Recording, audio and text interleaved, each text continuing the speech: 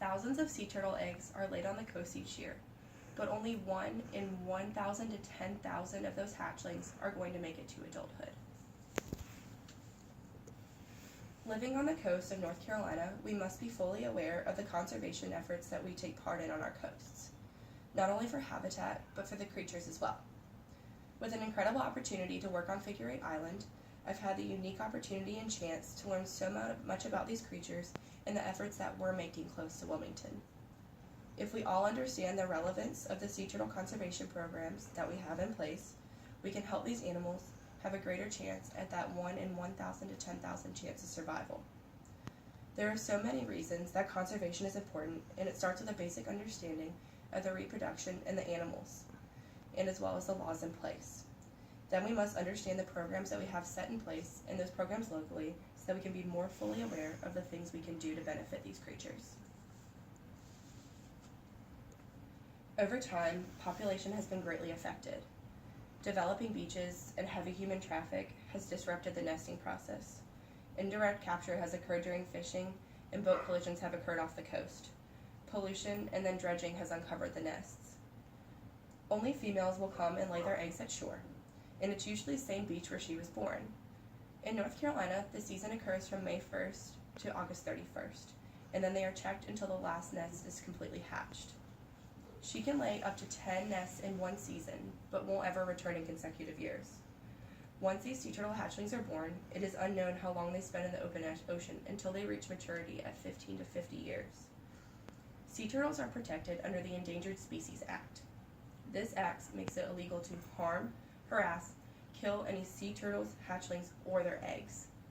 It is also illegal to import, sell, or transport sea turtles and their products. Most states exceed the requirements put forth by the Endangered Species Act. Due to these factors affecting the population of the sea turtles recently, with the help of conservancy programs and laws, programs have been put into motion to protect the species. I've had the unique opportunity on Figure 8 Island and the sea turtle programs that we have there. Starting in May, we will ride up and down the 3-mile length of the island and look for the unique tracks laid by the female sea turtle, which are here on the screen. They look like tire tracks going to and from the ocean.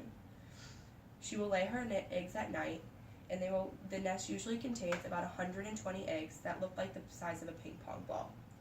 The nests are covered in the sand. Once a nest is identified by the tracks, we will uncover the nest, take one egg for testing, and then recover and mark the nest as a nest. Protection is enforced the entire time between nesting and the hatching of the sea turtles. The nesting will be marked and posted as a nest and protected the entirety of the time and checked each morning by a volunteer. The process usually takes about 60 days before they will hatch, and the night before there will be an indent in the sand indicating that the sea turtles will come out the next night. When they hatch, it is called a boil, and the sea turtles crawl their way to the ocean.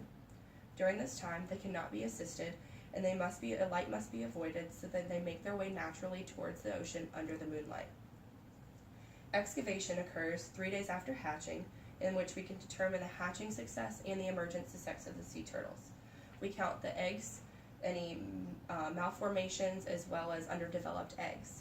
These two guys were actually found by a nest that we could not identify originally, and they were actually had to be helped by us during broad daylight so that they could make it to the ocean safely. Though these conservation programs are making a huge difference for this animal, it's not nearly enough, and so much can still be done. The most important thing we can do is avoid human interference. Lights distract the sea turtles from making it to the ocean naturally, so red filters should be used, and beachfront facing lights shouldn't be turned on during the nesting season from May 1st to August 31st. Do not disturb the nesting area or let your dog dig around it. Be careful with watercraft when staying in shallow waters, and dispose of your trash properly.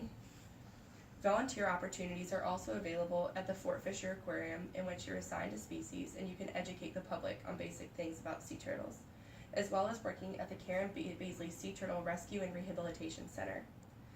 This center is completely staffed by volunteers for the nesting season. Interns during the summer care for the turtles, and there are also programs for UNCW students on the weekends to care for the turtles and clean the center.